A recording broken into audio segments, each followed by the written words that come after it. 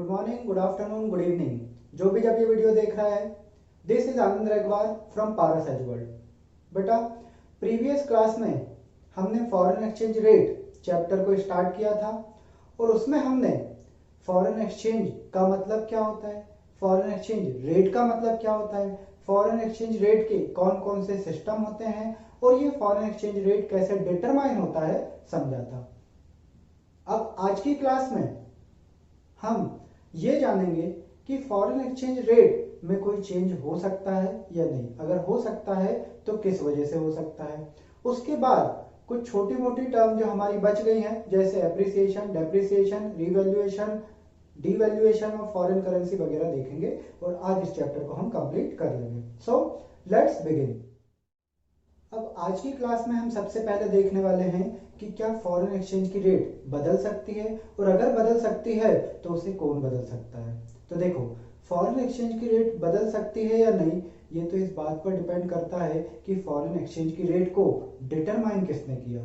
तो हमने previous class में देखा था कि जो फॉरेन एक्सचेंज की रेट है वो मार्केट में किसके थ्रू डिटरमाइन हुई, मार्केट में फॉरेन एक्सचेंज की डिमांड और मार्केट में फॉरेन एक्सचेंज की सप्लाई। कि जब मार्केट में फॉरेन एक्सचेंज की डिमांड और सप्लाई दोनों इक्वल हो जाती है तब फॉरेन एक्सचेंज की जो रेट है वो डिटरमाइन हो जाती है।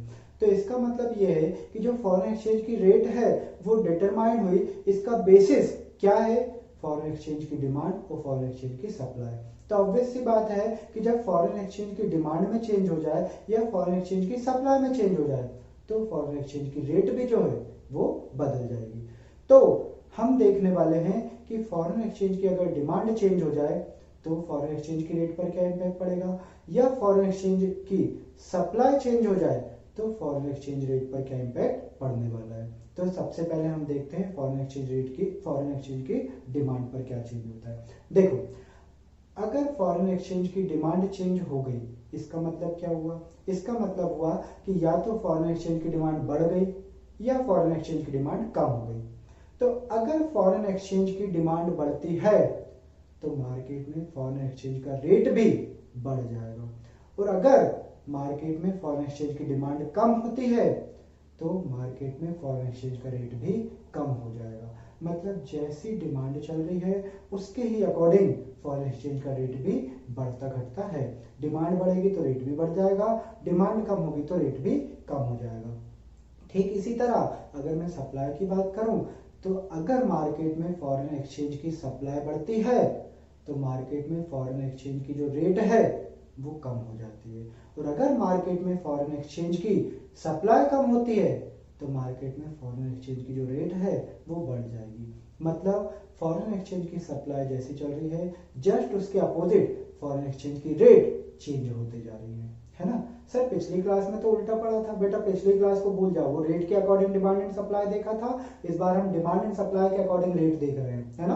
तो वो अलग law of demand, law of supply के हिसाब से देखना, और यहाँ अलग, यहाँ सीधा सा फंडा इतना है क्या कि जैसी डिमांड चलेगी वैसी रेट चलेगी, जैसी सप्लाई चलेगी उसके अपोजिट डिमांड उसके अपोजिट फॉरेन एक्सचेंज की रेट चलेगी। सर समझ नहीं आया, कुछ दूसरे तरीके से समझाओ ना। हाँ, और पढ़ लो, डिजिटल क्लासेस, ऑनलाइन क्लासेस। चलो देखो बोर्ड पे। अब जो अभी मैंने आपको बताया, जो आपको कुछ भी समझ नहीं आया, वही अब हम क्या करेंगे, बोर्ड पर समझेंगे। लेकिन इसके लिए जरूरी है कि आपको वो डायग्राम याद होना चाहिए, determination of foreign exchange rate का, जिसमें डिमांड और सप्लाई आपस में इक्वल हो गई थी और फॉरेन एक्सचेंज रेट डिसाइड हो गया था। ठीक है, तो बोर्ड पे समझते हैं। सर बोर्ड पे समझने पे भी नहीं आया समझ में, तो फिर राम जपो, फिर क्या कर सकते हैं। देखो भाई, सबसे पहले हमने हेडिंग डाली impact of change in demand and supply of foreign exchange rate, कि फॉरेन एक्सचेंज रेट पर डिमांड एंड सप्लाई में चेंज का क्या इंपैक्ट पड़ता है। तो डिमांड एंड सप्लाई में चेंज को हमने एक पार्ट दिया ए नंबर का change in demand of foreign exchange, और बी नंबर का पार्ट दिया change in supply of foreign exchange. Change in demand के हमने दो पार्ट बनाए, if demand increases, if demand decreases. Supply के भी हमने दो पार्ट बनाए, if supply increases, if supply decreases. चलिए, तो रेट पे क्या इंपैक्ट पड़ेगा वो हम देखते हैं। तो यहाँ पे हमने देखा कि हम अगर डिमांड को इंक्रीज करते हैं तो क्या इम्पैक्ट पड़ता है। तो देखिए भाई जरा, अगर डिमांड को मैं इंक्रीज करने की बात करूं तो हमने माइक्रो में पढ़ा था कि डिमांड को इंक्रीज करना है यानी डिमांड को लेफ्ट राइट साइड हमको क्या करना पड़ेगा, शिफ्ट करना पड़ेगा। तो ये मान लो हमारा डिटर्मिनेशन का रेट है, इस समय डिमांड और सप्लाई आपस में जिस पॉइंट पे मैच हो गई उसको हमने क्या बोल दिया, इक्विलिब्रियम पॉइंट, और इसको हम बोल देते हैं, इसको एक काम करते हैं, नाम दे देते हैं अपन आर। आर मतलब ये डिटर्मिनेशन की एट प्रेजेंट रेट है। तो अब अगर हम बात करें काय की कि डिमांड को कैसे इंक्रीज करें, तो हम डिमांड के राइट हैंड साइड एक उसके पैरेलल लाइन बना देते हैं, इसको हम बोल देते हैं D1। तो डिमांड की हमने नई डिमांड बना दी, दैट इज D1। सप्लाई हमारी ये है, नई डिमांड हमारी ये बनी, तो हमारा नया इक्विलिब्रियम पॉइंट डिमांड और सप्लाई क्या हो गया, E1। और इसी के सामने अगर हम रेट पे जाएं तो हमारी रेट यहां आ गई, इसको हम क्या बोलेंगे, R1। ठीक है, तो नया इक्विलिब्रियम पॉइंट E1, नया रेट को हमने क्या बोल दिया, R1। तो आप यहाँ खुद ही देखें कि पहले रेट ये थी, और लेकिन जैसे ही आपने डिमांड को इंक्रीज करा आपकी जो फॉरेन एक्सचेंज की रेट है वो भी बढ़ के ऊपर आ गई। तो मैं ये बोल सकता हूँ कि डिमांड को आपने इंक्रीज किया तो आपकी फॉरेन एक्सचेंज की रेट भी क्या हो गई, इंक्रीज हो गई। ठीक इसी तरह हमारे डिमांड एंड सप्लाई का इक्विलिब्रियम पॉइंट, इसको हमने बोल दिया R, ये जो आपकी रेट है। अब डिमांड को हम डिक्रीज करते हैं, डिक्रीज करते हैं मतलब डिमांड के पैरेलल लेफ्ट हैंड साइड हम एक लाइन बना देते हैं। तो ये हमने नई पैरेलल लाइन बना दी, इसको हम क्या बोल देंगे, D1 बोल देंगे। अब ये जो हमारी D1 लाइन है इसमें सप्लाई और डिमांड कहाँ मैच हो रहा है, इस पॉइंट पे मैच हो रहा है, तो इस पॉइंट को हमने क्या नाम दे दिया, E1। और इसी के सामने अगर हम जाएं तो हमारी नई रेट आ जाएगी, दैट इज R1। तो पहले रेट ऊपर थी, अब रेट कम हो गई, यानी अगर आपकी डिमांड कम हुई तो फॉरेन एक्सचेंज की रेट भी क्या हो गई, कम हो गई। तो यहाँ पे सॉरी मैंने ये सप्लाई लिख दिया, ये एक्चुअली डिमांड है। तो फॉरेन एक्सचेंज की डिमांड अगर आपने कम की तो फॉरेन एक्सचेंज की रेट भी क्या हो जाएगी, यहाँ पे कम हो जाएगी। ठीक इसी तरह सप्लाई में चेंज की बात पे आते हैं हम। सप्लाई को अगर हम इंक्रीज करेंगे तो फॉरेन एक्सचेंज रेट पे क्या इंपैक्ट पड़ेगा, वो हम डायग्राम के थ्रू देख लेते हैं। ये हमारी सप्लाई और डिमांड है, इक्विलिब्रियम पॉइंट, ये हमारा रेट है, दैट इज R1। अब डिमांड और सप्लाई में हमें सप्लाई को क्या करना है, इंक्रीज करना है, तो सप्लाई के राइट हैंड साइड पैरेलल हम एक लाइन बना देंगे जिसको हम बोलेंगे न्यू सप्लाई। न्यू सप्लाई को हम नाम दे देंगे S1। अब डिमांड ये है हमारी, न्यू सप्लाई ये है, तो डिमांड और सप्लाई एक दूसरे को इंटरसेक्ट कर रहे हैं किस पॉइंट पे, इस पे, इसको हम क्या नाम दे देंगे, E1। अब E1 हमने नाम दे दिया और इसके सामने E1 है ना, अब इसके सामने हम जाएंगे तो ये नया हमारा क्या आ गया, R1। अब R1 आ गया मतलब क्या बता रहा है ये, मतलब ये बता रहा है कि पहले रेट ये थी, अब रेट कम हो गई। तो सप्लाई के इंक्रीज होने से आपकी फॉरेन एक्सचेंज की रेट क्या हो गई, गिर गई। तो सप्लाई के बढ़ने से फॉरेन एक्सचेंज की रेट क्या हो जाती है, कम हो जाती है। ठीक इसी तरह सप्लाई को हम डिक्रीज करके देख लेते हैं। तो सप्लाई के, ये हमारा R कंपनी का पॉइंट दे दें पहले इसको। अब सप्लाई को हम डिक्रीज करते हैं, यानी सप्लाई के लेफ्ट हैंड साइड पैरेलल हम न्यू सप्लाई बना देते हैं, दैट इज S1। चलिए न्यू सप्लाई बनाई तो डिमांड ये है, सप्लाई ये है, नया पॉइंट हमारा E1 कहाँ पे आ जाएगा, जहाँ पे न्यू सप्लाई और पुरानी डिमांड एक दूसरे को इंटरसेक्ट करेंगे। तो इसी के सामने हम जाएंगे तो हमारा नया पॉइंट आ गया जिसको हम क्या बोल देंगे, R1। तो सप्लाई को अगर हमने डिक्रीज करा तो हमारी जो फॉरेन एक्सचेंज की रेट है वो क्या हो गई, इंक्रीज हो गई। तो सप्लाई को डिक्रीज करने से फॉरेन एक्सचेंज की रेट इंक्रीज हो जाती है। तो इस तरीके से जो मैंने अभी आपको बोल के बताया था कि डिमांड के इंक्रीज होने से रेट इंक्रीज, डिमांड के डिक्रीज होने से रेट डिक्रीज, सप्लाई के इंक्रीज होने से रेट डिक्रीज और सप्लाई के डिक्रीज होने से रेट इंक्रीज होती है, वही हमने यहाँ डायग्राम के थ्रू समझा। ठीक है, चलो एक बार ये पूरा डायग्राम देख लो फटाफट। तो अगर मैं डिमांड एंड सप्लाई में चेंज का फॉरेन एक्सचेंज के रेट पर क्या इंपैक्ट पड़ता है, इसको एक नट शेल में बोलूं तो सिंपल सा इतना कि फॉरेन एक्सचेंज की डिमांड के अकॉर्डिंग फॉरेन एक्सचेंज की रेट कन्वर्ट होती है और फॉरेन एक्सचेंज की सप्लाई के अपोजिट फॉरेन एक्सचेंज की रेट कन्वर्ट होती है। मतलब अगर फॉरेन एक्सचेंज की डिमांड बढ़ी, फॉरेन एक्सचेंज का रेट बढ़ेगा, फॉरेन एक्सचेंज की डिमांड कम हुई, फॉरेन एक्सचेंज का रेट भी कम हो जाएगा। सप्लाई की बात करें तो फॉरेन एक्सचेंज की सप्लाई बढ़ी, फॉरेन एक्सचेंज का रेट कम होगा, फॉरेन एक्सचेंज की सप्लाई कम हुई, फॉरेन एक्सचेंज का रेट बढ़ जाएगा। तो इस तरीके से हमने फॉरेन एक्सचेंज के रेट पर जो डिमांड एंड सप्लाई है फॉरेन एक्सचेंज की, उसका क्या इंपैक्ट पड़ता है वो यहाँ पे समझा।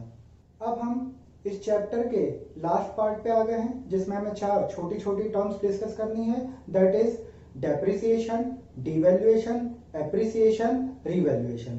तो चारों को डिस्कस कर लेते हैं अपन। देखिए, सबसे पहले हम बात करेंगे डेप्रिसिएशन की और डिवैल्यूएशन की। देखो, ये जो डेप्रिसिएशन या डिवैल्यूएशन है, ये वर्ड से ही समझ आ रहा है हमें कि इसमें वैल्यू गिरती होगी। किसकी वैल्यू गिरती है? तो गिरती है ये इंडियन करेंसी की, मतलब डोमेस्टिक करेंसी की, मतलब रुपए की। तो हम बोल सकते हैं कि अगर डोमेस्टिक करेंसी की वैल्यू गिर जाए तो इसी को डेप्रिसिएशन बोलेंगे, इसी को डिवैल्यूएशन बोलेंगे। अभी सुनते जाओ बस। अब ये जो हमारी रुपए की वैल्यू गिरी, ये किस वजह से गिरी? मार्केट की वजह से गिरी या गवर्नमेंट ने वैल्यू गिराई? अगर मार्केट की वजह से वैल्यू गिरी तो ये डेप्रिसिएशन है, और अगर ये वैल्यू गवर्नमेंट ने गिराई तो ये डिवैल्यूएशन है। लेकिन एग्जाम में हमको अपनी इंडिया की करेंसी के हिसाब से इसको नहीं लिख के आना है। क्यों? क्योंकि हम फॉरेन एक्सचेंज रेट पढ़ रहे हैं, मतलब फॉरेन एक्सचेंज के पॉइंट ऑफ व्यू से आप बात करो, ना कि डोमेस्टिक पॉइंट ऑफ व्यू से।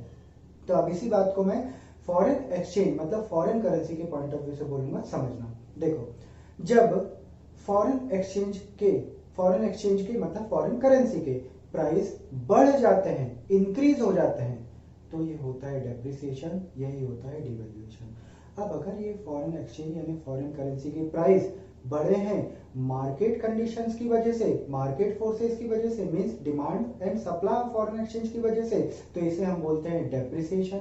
और अगर ये जो फॉरेन एक्सचेंज के प्राइस बढ़े हैं ड्यू टू गवर्नमेंट इंटरवेंशन, यानी गवर्नमेंट ने प्राइस बढ़ाए हैं फॉरेन एक्सचेंज के, तो इसे हम क्या बोलते हैं? इसे हम बोलते हैं डिवैल्यूएशन। ठीक है, चलिए। तो 2 चीज बताई मैंने, एक बोली मैंने डेप्रिसिएशन, एक बोला मैंने डिवैल्यूएशन। डेप्रिसिएशन मतलब फॉरेन एक्सचेंज, फॉरेन करेंसी के प्राइस बढ़ना ड्यू टू मार्केट कंडीशन। यहाँ मैंने बोला डिवैल्यूएशन में कि फॉरेन एक्सचेंज मतलब फॉरेन करेंसी के प्राइस बढ़ना ड्यू टू गवर्नमेंट इंटरवेंशन, तो इसको हमने बोल दिया डिवैल्यूएशन। अब इसको हम कैसे समझे? तो देखो, जैसे हमारे एग्जांपल में था कि $1 मींस कितने रुपीस थे? 60 रुपीज, कि $1 का प्राइस जो था कितने रुपए चल रहा था? 60 रुपीज चल रहा था।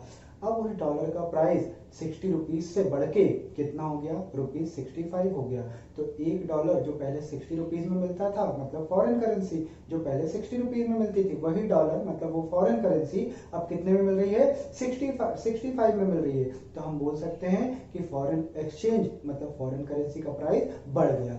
अब ये जो प्राइस डॉलर का $1 मींस 60 से 65 हुआ है, इसका रीजन क्या है? अगर इसका रीजन मार्केट है, मतलब मार्केट की डिमांड एंड सप्लाई के थ्रू हुआ है, तो हम इसको, ये जो प्राइस इसका बढ़ा है डॉलर का, हम इसको क्या बोल देंगे? डेप्रिसिएशन। और अगर ये जो प्राइस है $1 का 60 से 65 हुआ है, उसका रीजन गवर्नमेंट है, मतलब गवर्नमेंट ने प्राइस बढ़ाए डॉलर के, तो इसको हम बोलेंगे क्या? डिवैल्यूएशन। ठीक है। अब हमारी लास्ट टर्म है एप्रिसिएशन एंड रिवैल्यूएशन। अब ये जो एप्रिसिएशन और रिवैल्यूएशन है, ये जस्ट अपोजिट है डेप्रिसिएशन और डिवैल्यूएशन के। हमने डेप्रिसिएशन हो चाहे डिवैल्यूएशन हो, दोनों में एक कॉमन चीज पढ़ी थी कि इसमें फॉरेन एक्सचेंज मतलब फॉरेन करेंसी, उसके प्राइस क्या होते हैं? बढ़ते हैं। बस उसका जस्ट अपोजिट हमको यहाँ पढ़ना है कि एप्रिसिएशन हो चाहे रिवैल्यूएशन हो, यहाँ पे फॉरेन एक्सचेंज मतलब फॉरेन करेंसी, इसके प्राइस क्या होंगे? गिरेंगे। बस अब जैसा डेप्रिसिएशन में रीजन था क्या कि अगर प्राइस वहां बढ़ते थे फॉरेन एक्सचेंज के ड्यू टू मार्केट कंडीशन, तो उसको आप डेप्रिसिएशन बोल देते थे। और डिवैल्यूएशन में क्या बोलते थे कि अगर फॉरेन एक्सचेंज का प्राइस बढ़ा है ड्यू टू गवर्नमेंट इंटरवेंशन, तो उसको आप डिवैल्यूएशन बोल देते थे। उसके अपोजिट हम उसी सेम हमको कॉन्सेप्ट यहाँ पे भी रखना है कि यहाँ हमने बस इतना बोला कि जो फॉरेन एक्सचेंज है उसके प्राइस गिर गए ड्यू टू मार्केट कंडीशन, तो ये हमारा एप्रिसिएशन है। और अगर फॉरेन एक्सचेंज मतलब फॉरेन करेंसी के प्राइस गिरे ड्यू टू गवर्नमेंट इंटरवेंशन, तो उसको हम बोल देंगे रिवैल्यूएशन। मतलब अगर फॉरेन एक्सचेंज फॉरेन करेंसी के प्राइस गिरते हैं, उसकी वजह मार्केट की डिमांड एंड सप्लाई है, एप्रिसिएशन। अगर फॉरेन एक्सचेंज फॉरेन करेंसी उसके प्राइस गिरे और उसका रीजन है गवर्नमेंट, तो उसको हम बोल देंगे क्या, रिवैल्यूएशन। अब इसका एग्जांपल कैसे, तो जैसे मान लो $1 जो है वो कितने रुपए का था, 60 रुपीज का था। अब वो डॉलर का जो प्राइस है वो घट के हो गया 55, कितना हो गया, घट के 55। तो इसका मतलब फॉरेन एक्सचेंज मतलब फॉरेन करेंसी मतलब वो डॉलर जो पहले कितने रुपए में आ रहा था, 60 रुपीज में आ रहा था, अब उसके प्राइस गिर गए और गिर के कितने हो गए, बचे उसके प्राइस 55। तो हम बोलेंगे कि फॉरेन एक्सचेंज में क्या हो गया है, ये जो हमारा फॉरेन एक्सचेंज जो हम पढ़ रहे हैं इसमें क्या है, या तो एप्रिसिएशन या फिर क्या बोलेंगे हम इसको, रिवैल्यूएशन। अब वो यही देखना पड़ेगा कि ये जो आपका $1 ₹60 से ₹55 हुआ है उसका रीजन क्या है। अगर ये $1 ₹60 से 55 हुआ है उसका रीजन अगर मार्केट कंडीशन है तो उसे हम बोल देंगे क्या, एप्रिसिएशन। और अगर इसका रीजन मार्केट कंडीशन नहीं बल्कि गवर्नमेंट है, मतलब गवर्नमेंट ने $1 जो रेट है उसका प्राइस 60 से 55 कर दिया, तो इसको हम क्या बोल देंगे, इसको हम बोल देंगे रिवैल्यूएशन। अब अगर मैं फॉरेन एक्सचेंज रेट चैप्टर की बात करूं तो इस चैप्टर में केवल इतने ही टॉपिक्स कवर थे जो कि हमने पूरे कंप्लीट कर चुके हैं। लेकिन वीडियो हम एंड करें उससे पहले हर बार की तरह जैसे हमने सारे चैप्टर्स का रिवीजन किया, हम इसका भी एक क्विक रिवीजन करेंगे। हाँ, तो फॉरेन एक्सचेंज रेट इस चैप्टर में हमने क्या क्या पढ़ा था, इसमें हमने सबसे पहले पढ़ा था फॉरेन एक्सचेंज का मतलब क्या होता है। फॉरेन एक्सचेंज का मतलब क्या होता है, फॉरेन एक्सचेंज का मतलब होता है फॉरेन करेंसी, और फॉरेन करेंसी मतलब किसी भी कंट्री की करेंसी डोमेस्टिक कंट्री की करेंसी को छोड़कर। उसके बाद हमने देखा था फॉरेन एक्सचेंज रेट का मतलब। फॉरेन एक्सचेंज रेट का मतलब क्या था कि एक ऐसा रेट जिसमें फॉरेन करेंसी को क्या किया जा सकता है, एक्सचेंज किया जा सकता है, किसके साथ, डोमेस्टिक करेंसी के साथ। तो ऐसा रेट जिसमें foreign currency can be exchange with government with domestic currency, तो इसको हम क्या बोलते हैं, फॉरेन एक्सचेंज रेट बोलते हैं। एग्जांपल में हमने देखा था जैसे $1 इज इक्वल टू 60 रुपीज, तो ये डॉलर रुपए में कन्वर्ट कर सकते हैं या रुपए को हम डॉलर में कन्वर्ट कर सकते हैं। फिर हमने देखा था कि जो आपके फॉरेन एक्सचेंज रेट हैं उसके कितने सिस्टम्स होते हैं। तो फॉरेन एक्सचेंज रेट के दो सिस्टम होते हैं, एक फिक्स्ड और दूसरा फ्लेक्सिबल या floating. Fixed exchange rate system में हमने देखा था कि जब foreign exchange rate determine government करने लगे तो उसे हम बोलते हैं fixed foreign exchange rate system. लेकिन अगर फॉरेन एक्सचेंज रेट का डिटरमिनेशन गवर्नमेंट नहीं करे बल्कि मार्केट कंडीशंस के थ्रू हो, मार्केट की डिमांड और सप्लाई के थ्रू हो, तो इसे हम बोलते हैं फ्लेक्सिबल या फ्लोटिंग एक्सचेंज रेट सिस्टम। अब फ्लेक्सिबल या फ्लोटिंग एक्सचेंज रेट सिस्टम के अंदर भी हमने दो टाइप पढ़े थे, एक था pure floating exchange rate system, दूसरा था managed floating exchange rate system. Pure floating exchange rate system, इसके अंदर हमने जाना कि जब फॉरेन एक्सचेंज जो रेट है वो प्योरली मार्केट की फोर्सेस के थ्रू हो, मार्केट की डिमांड एंड सप्लाई के थ्रू हो, गवर्नमेंट का बिल्कुल भी उसमें रोल ना आए, तो उसे हम बोलते हैं pure floating exchange rate system. लेकिन अगर आपका exchange rate market condition, market forces plus demand plus government दोनों की पावर से, दोनों से क्या होने लगे, कंट्रोल होने लगे, दोनों से डिटरमाइन होने लगे, तो ऐसे रेट को हम क्या बोलते हैं, manage floating exchange rate system. ठीक है, तो प्योर मतलब केवल मार्केट कंडीशन और मैनेज मतलब मार्केट प्लस गवर्नमेंट, दोनों के रोल इसमें आने लगे, तो ये हमारा हुआ फ्लोटिंग एक्सचेंज रेट। ठीक, इसके बाद हमने देखा था determination of foreign exchange rate, कि जो फॉरेन एक्सचेंज रेट है वो डिटरमाइन कैसे होता है। तो फॉरेन एक्सचेंज रेट डिटरमाइन करने के लिए दो फोर्सेस आती है मार्केट की, एक डिमांड फोर्स, दूसरी सप्लाई फोर्स। तो हमने पढ़ा था डिमांड ऑफ फॉरेन एक्सचेंज मतलब क्या होता है, फिर हमने जाना था सप्लाई ऑफ फॉरेन एक्सचेंज मतलब क्या होता है। तो डिमांड ऑफ फॉरेन एक्सचेंज में हमने देखा था कि ये हमें बताता है जो फॉरेन एक्सचेंज की रेट है और फॉरेन एक्सचेंज की डिमांड है उनके बीच में नेगेटिव रिलेशन है। वो नेगेटिव रिलेशन कैसा, कि अगर फॉरेन एक्सचेंज की रेट इंक्रीज हुई तो फॉरेन एक्सचेंज की डिमांड डिक्रीज होगी, अगर फॉरेन एक्सचेंज की रेट डिक्रीज हुई तो फॉरेन एक्सचेंज की डिमांड इंक्रीज हो जाएगी।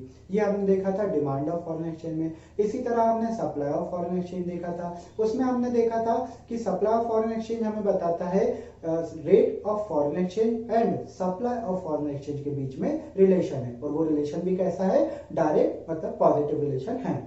ये क्या बताता है, ये हमको बताता है कि जैसे जैसे फॉरेन एक्सचेंज की रेट बढ़ती है वैसे वैसे फॉरेन एक्सचेंज की सप्लाई भी बढ़ती जाती है, और जैसे जैसे फॉरेन एक्सचेंज की रेट गिरती है फॉरेन एक्सचेंज की सप्लाई भी गिरती जाती है। फिर हमने देखा था डिटर्मिनेशन कैसे होता है। तो डिटर्मिनेशन होता है तब जब फॉरेन एक्सचेंज की डिमांड और फॉरेन एक्सचेंज की सप्लाई दोनों क्या हो जाए, इक्वल हो जाए। मतलब वो पॉइंट जिस पर फॉरेन एक्सचेंज की डिमांड कर्व और फॉरेन एक्सचेंज का सप्लाई कर्व दोनों एक दूसरे को इंटरसेक्ट कर दे, कट कर दे, तो उस पॉइंट पर ही फॉरेन एक्सचेंज का रेट डिटरमाइन हो जाता है। इसके बाद हम आगे बढ़े थे कि अगर डिमांड और सप्लाई ऑफ फॉरेन एक्सचेंज में अगर चेंज हो जाए तो इसका क्या इंपैक्ट पड़ेगा हमारी फॉरेन एक्सचेंज की रेट पे। तो इसके हमने दो पार्ट बनाए थे, एक तो अगर डिमांड में चेंज हो तो क्या, दूसरा सप्लाई में चेंज हो तो क्या। तो एक एक करके देखते हैं। सबसे पहले हमने डिमांड में अगर चेंज हुआ तो इसका फॉरेन एक्सचेंज की रेट पर क्या इंपैक्ट पड़ेगा ये देखा था। इसमें हमने देखा था कि अगर फॉरेन एक्सचेंज की डिमांड बढ़ जाती है तो फॉरेन एक्सचेंज का रेट भी बढ़ जाता है, अगर फॉरेन एक्सचेंज की डिमांड कम हो जाती है तो फॉरेन एक्सचेंज का रेट भी कम हो जाता है। फिर हमने देखा था सप्लाई में चेंज होने पर फॉरेन एक्सचेंज की रेट पर क्या इंपैक्ट पड़ेगा। इसमें हमने देखा था अगर फॉरेन एक्सचेंज की सप्लाई बढ़ जाती है तो फॉरेन एक्सचेंज की रेट कम हो जाती है, अगर फॉरेन एक्सचेंज की सप्लाई कम होती है तो फॉरेन एक्सचेंज की रेट बढ़ जाती है। ये हमने इंपैक्ट देख लिया डिमांड एंड सप्लाई में चेंज होने का फॉरेन एक्सचेंज की रेट पर। उसके बाद हमने चार टर्म्स डिस्कस करी थी। एक देखी थी हमने डेप्रिसिएशन, दूसरी हमने देखी थी डिवैल्यूएशन। डेप्रिसिएशन में हमने देखा था कि जब फॉरेन करेंसी मतलब फॉरेन एक्सचेंज के प्राइस बढ़ जाते हैं ड्यू टू मार्केट कंडीशन तो इसे हम डेप्रिसिएशन बोलते हैं, और अगर फॉरेन करेंसी के प्राइस बढ़ जाते हैं ड्यू टू गवर्नमेंट इंटरवेंशन तो इसे हमने डिवैल्यूएशन बोला था। इसी तरह इसका एग्जांपल भी देखा था हमने, जैसे डॉलर 1 रुपीज इक्वल टू 60 था और वो डॉलर 1 रुपीज इक्वल टू 65 हो गया तो इसे हम डेप्रिसिएशन बोलते हैं और इसे ही डिवैल्यूएशन बोलते हैं। बस ये देखना रहता है कि वो जो डॉलर के प्राइस बढ़े वो मार्केट कंडीशन से बढ़े तो डेप्रिसिएशन, और अगर वही प्राइस किसकी वजह से बढ़े, गवर्नमेंट की वजह से, गवर्नमेंट ने वो प्राइस बढ़ा दिए फॉरेन एक्सचेंज के तो उसे हम बोलते हैं क्या, डिवैल्यूएशन। ठीक इसी तरह हमने एप्रिसिएशन और रिवैल्यूएशन देखा था, जिसमें हमने देखा कि एप्रिसिएशन में हमने देखा था कि अगर फॉरेन एक्सचेंज के प्राइस, फॉरेन करेंसी के प्राइस कम हो जाते हैं ड्यू टू मार्केट कंडीशन तो इसे हम बोलते हैं एप्रिसिएशन ऑफ फॉरेन करेंसी। और इसी की बात अगर यहाँ पे करें कि अगर जो आपकी फॉरेन करेंसी है उसके प्राइस कम हो जाते हैं ड्यू टू गवर्नमेंट तो इसे हम क्या बोलते हैं, रिवैल्यूएशन ऑफ फॉरेन करेंसी। अब यहाँ पे हमने एक एग्जांपल क्या देखा था कि अगर हमारा $1 है वो जो 60 का था उसके रेट ₹55 हो गए तो डॉलर के जो रेट है मतलब फॉरेन करेंसी का जो प्राइस है वो गिर गया, तो यही आपका क्या था, एप्रिसिएशन था, यही आपका था रिवैल्यूएशन। अब यही देखना था कि ये जो डॉलर का प्राइस ₹60 से ₹55 हुआ, इसका रीजन अगर मार्केट कंडीशन है तो इसे आप एप्रिसिएशन बोलो, अगर इसका रीजन गवर्नमेंट है तो इसे आप रिवैल्यूएशन बोलो।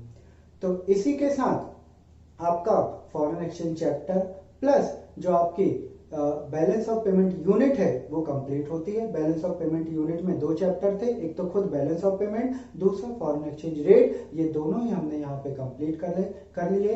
अब कल की क्लास में हम new chapter, new unit start करेंगे। Till then bye bye to all of you, thank you so much.